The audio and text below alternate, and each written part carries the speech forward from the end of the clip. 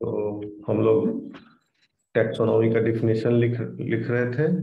तो थर्ड वाला पॉइंट में डिस्कनेक्ट हो गया। तो थर्ड वाला पॉइंट ये था कि it is the functional science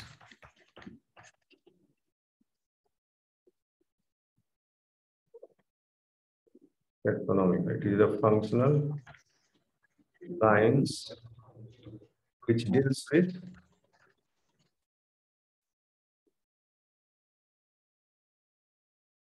किसके साथ? फर्स्ट कैरेक्टराइजेशन, देन बोलते जाइए।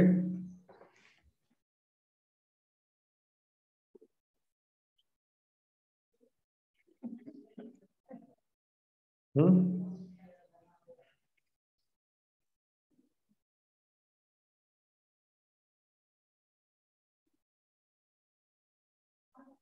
क्या हुआ?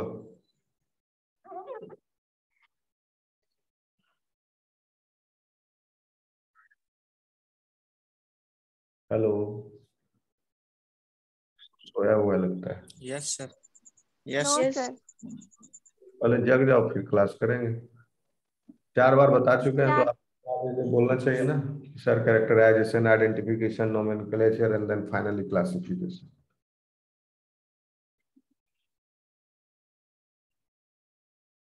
आई विल हैव लेस इंटरेस्ट। मैं भी बुझा बुझा पढ़ाऊंगा ऐसे क्लासिफिकेशन। ओके, उसके बाद आप लिखोगे, अभी बता दिए कि taxonomy is derived from the Greek word taxis, that means arrangement, and nomos, that is law. And term taxonomy was coined by A.P.D. Condole in 1813. हम भी आप ही के लेवल, एनर्जी लेवल पर रहे हैं। Okay, so from that day onwards, different workers have tried to define taxonomy from their own point of view. Okay, I am not going to in those because फिर complexity arise हो जाएगा आपके दिमाग में। So far आप ये 3 point याद रखोगे, यही हो गया taxonomy definition. Okay. Now coming to systematics.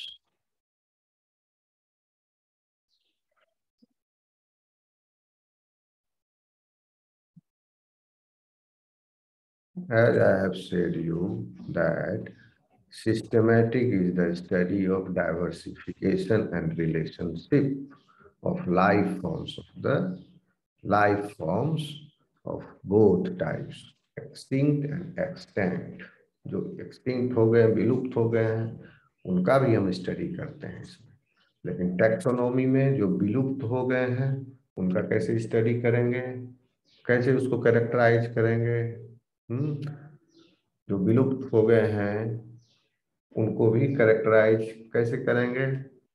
Fossil अगर उनका है तो फॉसिल से करेंगे। Okay. And in the systematics, you study taxonomy as well as evolutionary, means this is the complete information of that organism. When you establish the relationship of that organism with other one, जैसे taxonomy के आधार पर पहले Petromyzontida was invertebrate, लेकिन molecular studies हुई बाद में तो टैक्सोनॉमी उसका बदल गया। Petromyzontida was found to be as the ancestor of vertebrate and it has rudimentary form of vertebrae in its body. So now Petromyzontida is placed under agnathans, jawless vertebrates. Okay, so detailed study about the organism gives you the picture. So this is detailed study.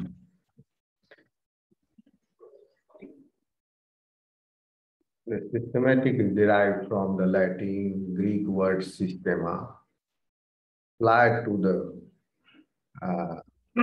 system of classification developed by Linus Pauling, Carl Linnaeus, और इन्होंने 1735 में इन्होंने एक book निकाला था, नाम था सिस्टेमा nature.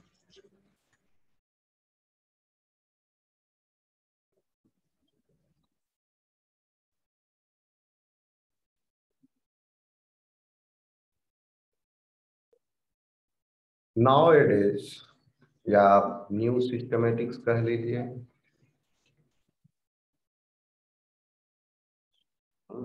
Bio systematic कह लीजिए, ये सब एक ही टर्म है। पुराने जमाने में systematic studies were only limited to the taxonomic studies, और वही टेक्सोनोमिक में जो स्टडी करते हैं वही सिस्टमेटिक स्टडीज था। लेकिन बाद में जब बायोलॉजी एडवांस हुआ, टूल्स डेवलप हुए, ओके, रिसर्च और हुए, तो नाउ सिस्टमेटिक जो थे वो और एलेबोरेट बड़ा ब्रांच हो गया। सिस्टमेटिक स्टडी से, मॉलिक्यूलर स्टडी से टेक्सोनोमिक स्टडी बदल गई। तो समझ में आ रहा है students? Yes sir. Yes sir. बहुत सारे साइंटिस्ट ने फिर बाद में, इन्वेस्टिगेटर्स ने सिस्टमेटिक स्टडी, सिस्टमेटिक का डिफिनेशन अलग अलग का डिफिनेशन दिया, अलग अलग नहीं, मिल सिमिलर डिफिनेशन है। बाद में 1735 में ये इन्होंने दिया, जो उस समय systematic was only limited to taxonomic studies. ठीक है, later on Blackwelder and Boyd in 1952 में what is said that systematic is the entire field dealing with the kind of animals, their distribution, classification, and evolution.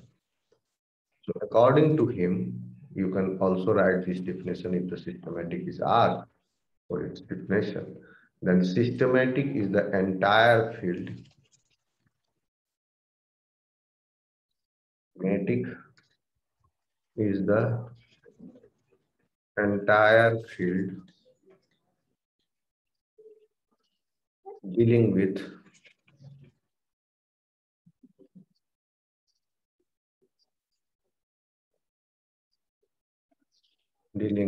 the kinds of animals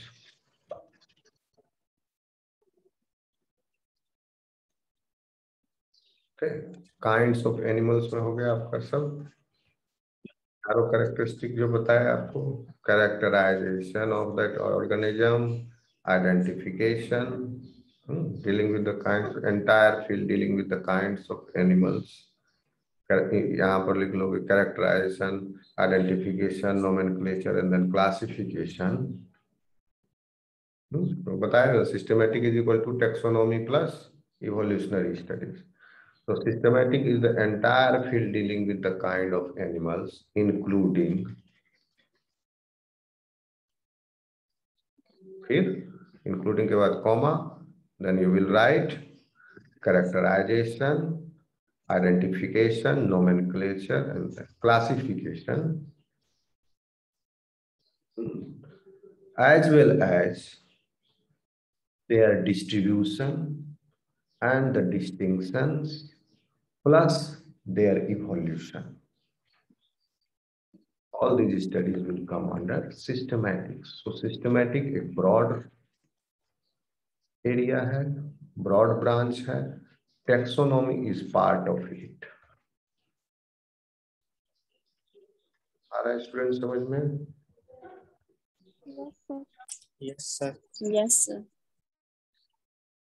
Later on, another investigator, his name was Simpson, in 1961, he said that the scientific study which deals with kinds and diversity of organism and any all relationship among them. Simpson का definition था systematics का कि the scientific study which deals with the kinds and diversity of organism and any or all relationships among them. Black welder, ये भी बहुत बड़े famous geologist, 1967 में इन्होंने टेक्सोनॉमी का भी डिफिनेशन दिया था अपने according. Systematics is the science, what he said about systematics, that it is the science which includes both taxonomy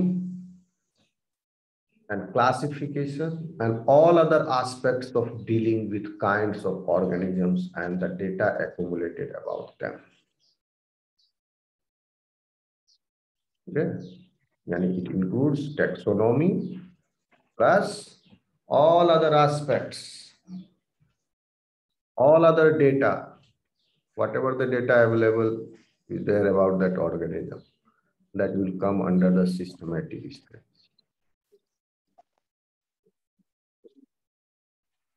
In 1995, recent, मतलब कुछ साल पहले, Christopherson, he defined systematic as the theory, principles, and practice of identifying or discovering systems, yani organisms. That is, organisms will be ordered in according to their diversity into their taxas, according to most general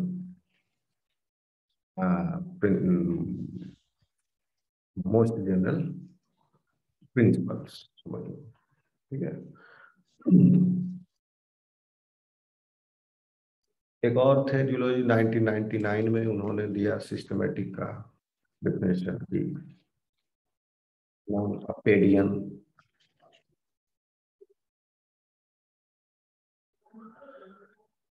Systematic can be seen as the philosophy of organization, nature, taxonomy, as the use of set of organic data guided by systematic principles, and classification as the tabular or hierarchical end result of this activity. तो next unit में हम आपको ये taxonomy के hierarchy पढ़ाएंगे. क्या क्या hierarchy होते हैं, जैसे आप लोग जानते ही हो, क्लास, ऑर्डर, किंगडम से स्टार्ट करेंगे, किंगडम, सब kingdom, class, super class, class, order, okay, family, then genus, then species. इस तरह से टैक्सोनॉमी को हम डिस्क्राइब करते हैं, मतलब उनको हम हायरार्किकल ऑर्डर में क्लासिफाई करते हैं. समझ में आया students? Now it is clear to you definition of biosystematics and taxonomy. Yes, sir. Taxonomy क्या है, biosystematics क्या है? This might have got cleared. Now I will explain the relationship of taxonomy to the systematics.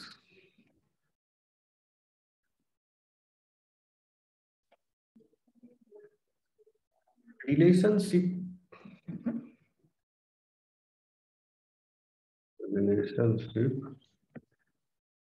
of taxonomy to the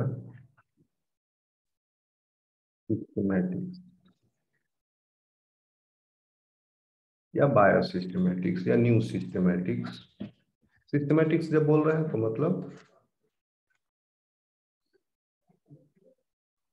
मतलब इसमें include हो गया classical taxonomy शुरू से लेके टैक्सोनॉमी टू द सिस्टेमेटिक्स. ये रिलेशनशिप है कि it is the relationship somewhat like that of, जैसे कि थ्योरेटिकल फिजिक्स का होल फील्ड ऑफ फिजिक्स से रिलेशनशिप, जैसे इकोनॉमिक जूलॉजी का जूलॉजी से relationship. Economic zoology is part of zoology. उसी तरह taxonomy is part of the systematics. Where the first part, systematics,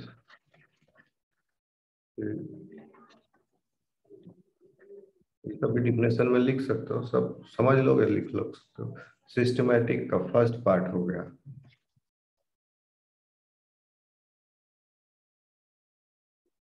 taxonomy,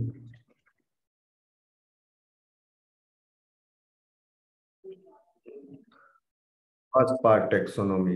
You already know, I've just described it. What is it? Taxonomy is concerned with describing and naming the different kinds of organism. Whether the organism is existing or that organism has gone extinct. Okay. And this science is, all the data about the organisms is supported by various institutions distributed all around the world, and they have a big holding and big collection of organisms. They keep on continuing their search for the new organisms, classifying and identifying them, and then the data is published. So the second part of the systematics is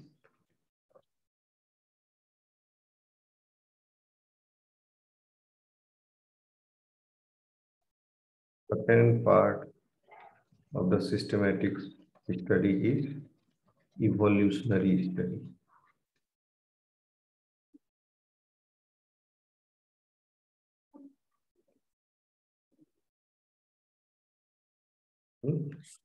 Second part is systematics का evolution. आया समझ में students? Yes, sir. Yes, sir.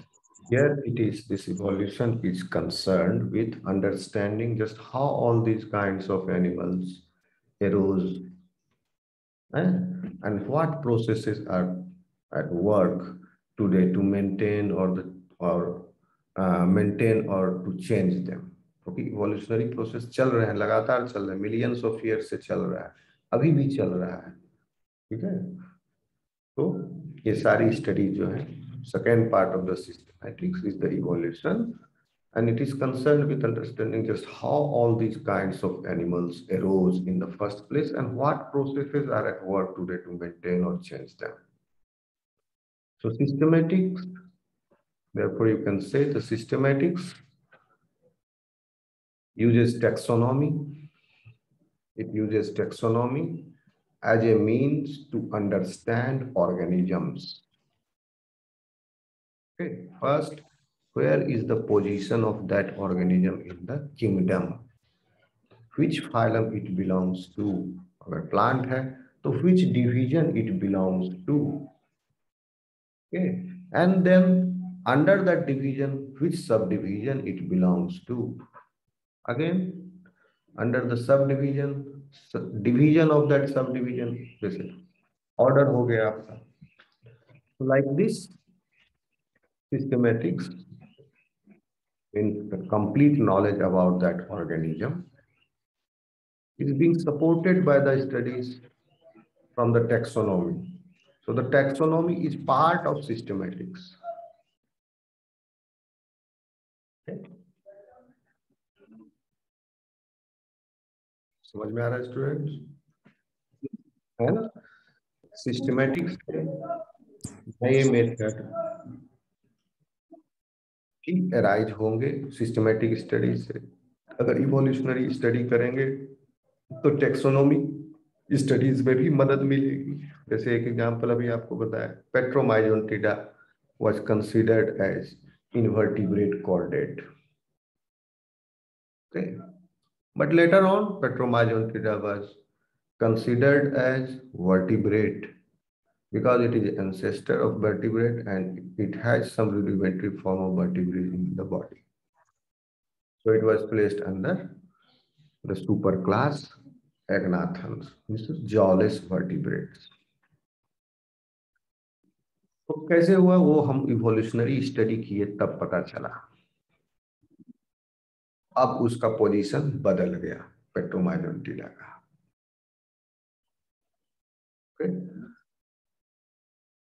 Systematics keep on elucidating new methods as the time progresses, and theories also emerged, new theories. जैसे कोई एक class, बहुत सारे ऐसे क्लास हैं इनवर्टिब्रेट्स में, फाइलम में पहले थे, जो कि किसी एक मेजर फाइलम के क्लास थे। बाद में उस क्लास को अलग से एक फाइलम बना दिया गया, माइनर फाइलम, जैसे रोटीफेरा।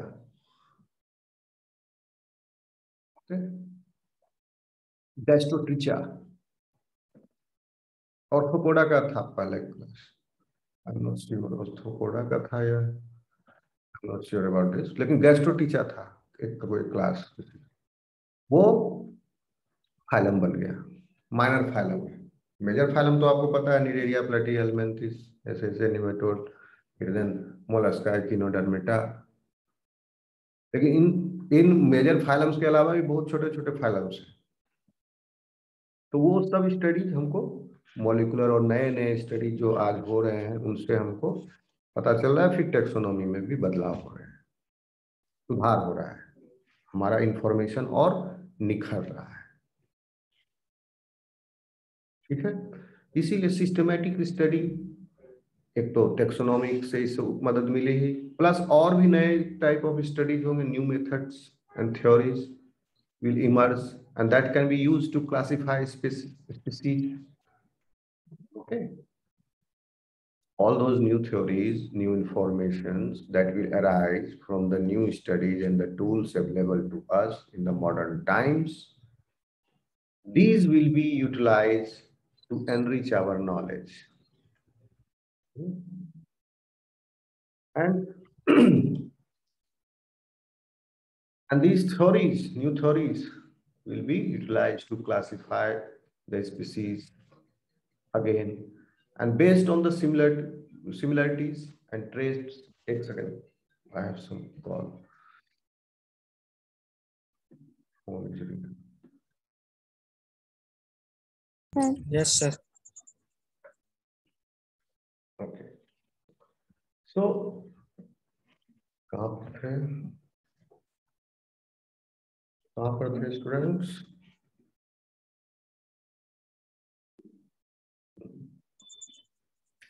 माइनर फाइलम के बारे में बता रहे। हाँ ठीक है, तो सिस्टमेटिक स्टडीज से हमको नए मेथड्स, नए स्टडीज जो हो रहे हैं, नए नए टूल्स आ रहे हैं, डीएनए पर स्टडी, आरएनए पर स्टडी, प्रोटीन पर स्टडी, होमोलोगस जीन का स्टडी, होमोलोगस प्रोटीन का स्टडी, आइसोजाइम्स का स्टडी। ठीक है, similar enzymes are present in different species.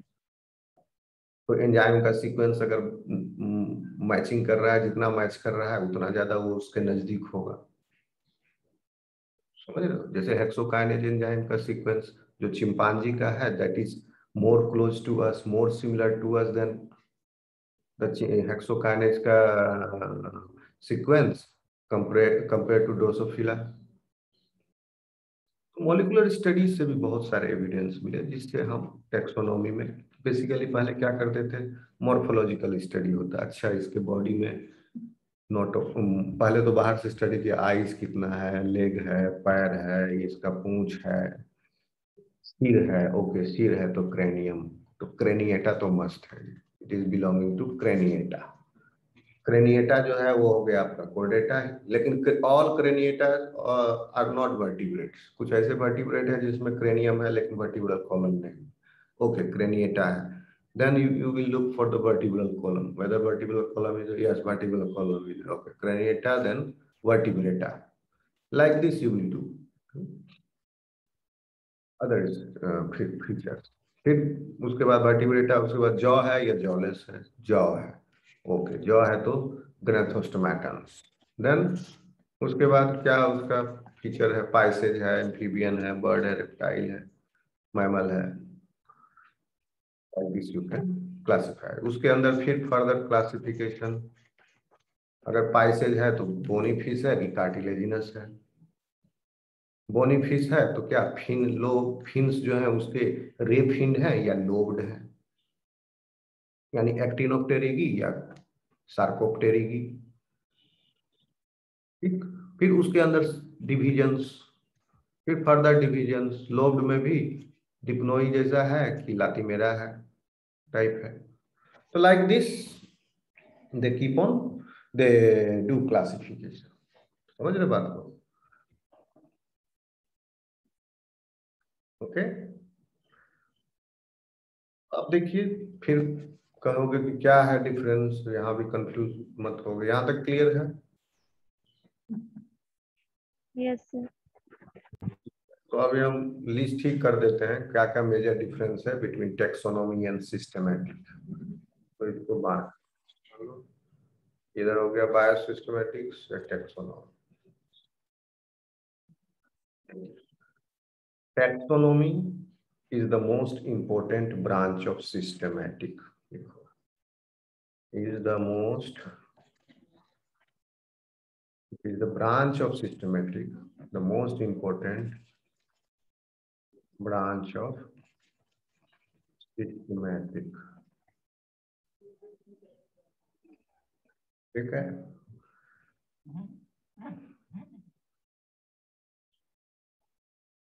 इसलिए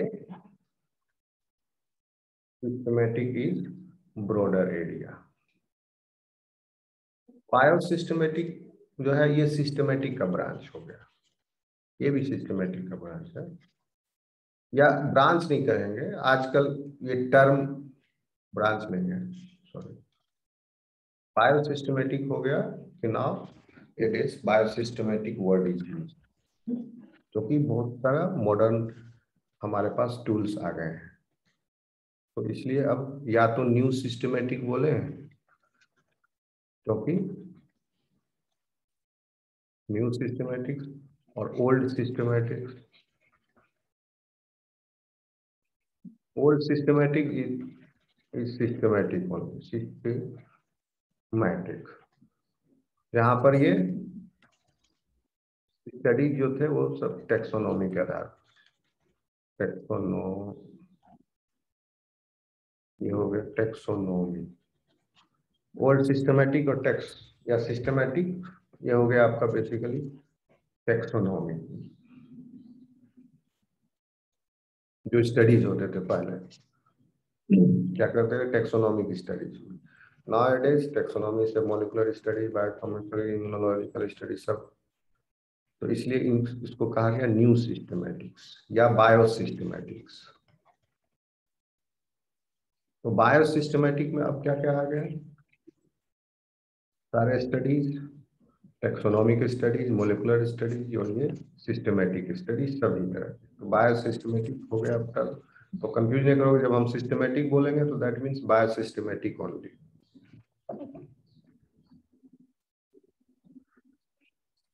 clear?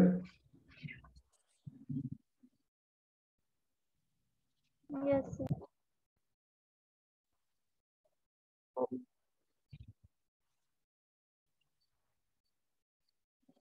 It is the most important branch of systematic, where this biosystematic is the broader area of the taxonomy. ये क्या है, ये आ गया, टाइम खत्म हो गया।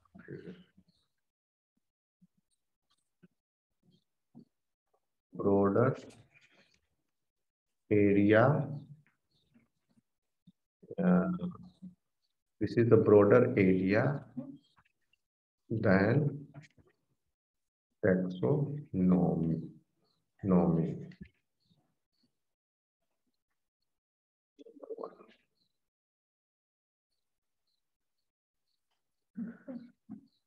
Taxonomy is concerned with nomenclature, nomenclature,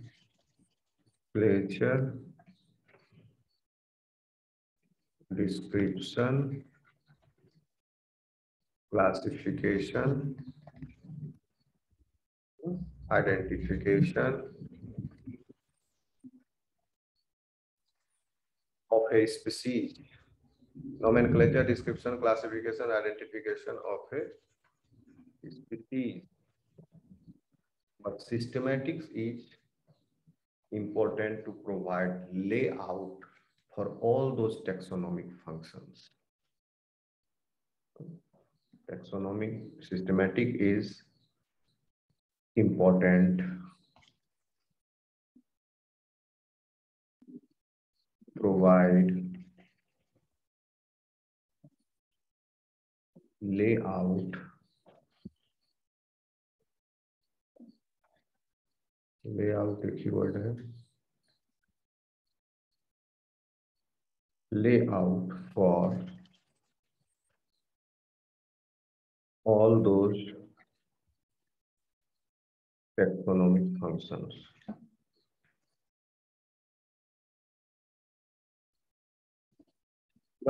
ये सारे taxonomic function, nomenclature, description, classification, identification, ये सब का लेआउट है, उसका आपस में इंटर रिलेशन,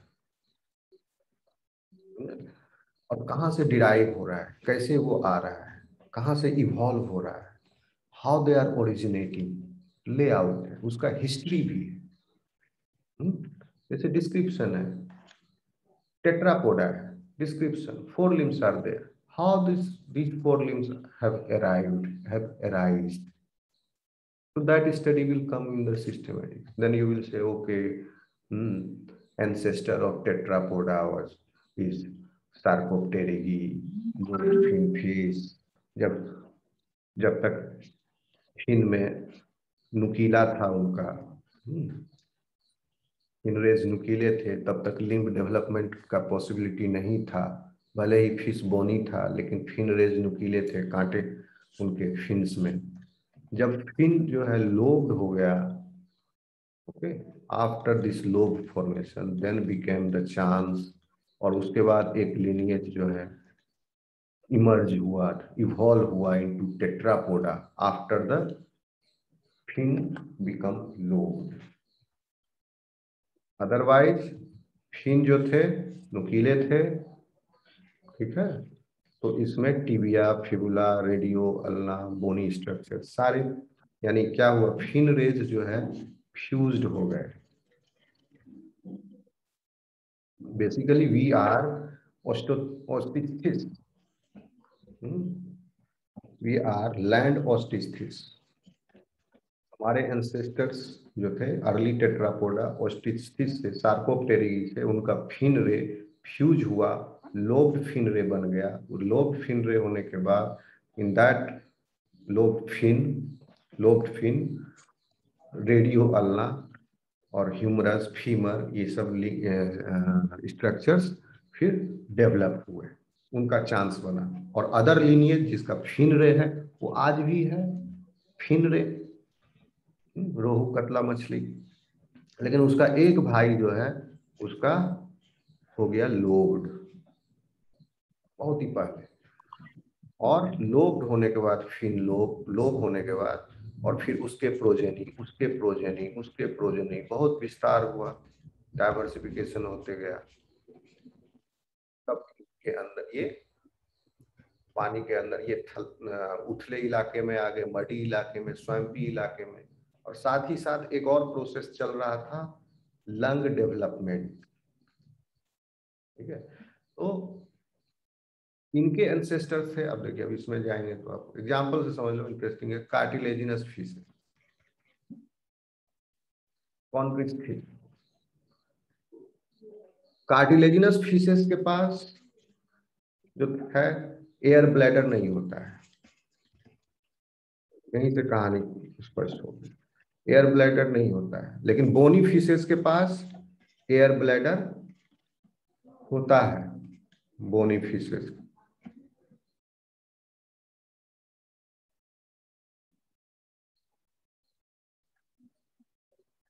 ऑस्टिस्थिस के पास ऑस्टिस्थिस यानी बोनी फिशेस के पास एयर ब्लैडर है. और ये एयर ब्लैडर उसको स्विमिंग में मदद करता है, बोनी फिशेस को. कार्टिलेजिनस फिशेस में एयर ब्लैडर नहीं है. एयर ब्लैडर में हवा भर जाती है, बॉयंसी मिलता है, तो वो अगर स्विमिंग नहीं भी करेगा मछली, तो पानी में सिंक नहीं करेगा, डूबेगा नहीं नीचे, एयर ब्लैडर की वजह से. मेरी आवाज आ रही है स्टूडेंट्स? Yes, sir.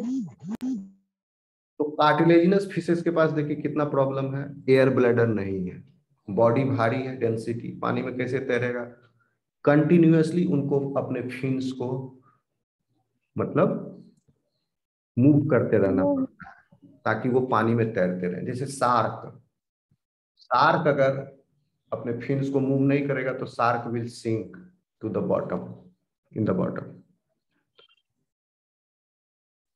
लेकिन रोहू कतला ये सब मछली नहीं भी तैरेगा, पानी में स्थिर भी रहेगा तो वो नीचे नहीं डूबेगा। तो पहले ये सोचा गया मॉर्फोलॉजिकल स्टडी है, एनाटॉमी की, आप सोचे ओ इसमें एयर ब्लैडर है ऑस्टिस्टिस में, कार्टिलेजिनस में नहीं है। इसमें डायरेक्ट जो भोला भाला बायोलॉजिस्ट है वही सोचेगा ओके इसमें डेवलप हुआ एयर ब्लैडर, और उसके बाद ऑस्टिस्टिस का एक branch air bladder has developed into the lung and then life appeared on the land. And this was initially thought okay कि एयर ब्लैडर से लंग का विकास हुआ, ठीक। बट मॉलिक्यूलर स्टडीज ने इसका उल्टा चीज बता दिया, बोला नहीं, क्या बताया, तब जाके ये रहस्य समझ में आया। क्या बताया इसने कि air bladder is secondary adaptation, इसमें तो एयर ब्लैडर नहीं है, air bladder is the secondary adaptation not the primary adaptation, primary adaptation is lung. So in the water only, so in these fishes, lung developed first. So the ancestors of this Ostisthes were having lungs.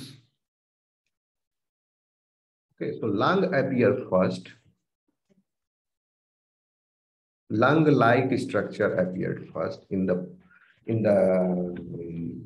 ancestor of the Ostisthes, और वो ancestors जो थे Ostisthes के वो Chondrichthyes के बोनी cartilaginous fish के lineage से आया, और उन एंसेस्टर के पास लंग थे, लंग लाइक स्ट्रक्चर था, लेकिन वो लंग का काम नहीं कर रहा था, बस डेवलप हो रहा था as a lung, complete lung का फंक्शन नहीं कर रहा था। फिर इसमें then arise two lineages lung में, the lung structure developed into air bladder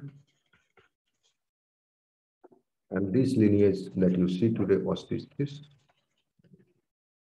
Onyphises, इनके जो ये एंसेस्टर थे लंग वाले ये एक्सटिंक्ट हो गए, मर गए, चले गए, विलुप्त हो गए। आप आज देखते हो ब्लैडर वाले, और इसी से एंसेस्टर से दूसरा आ गया आपका लंग फिशेज।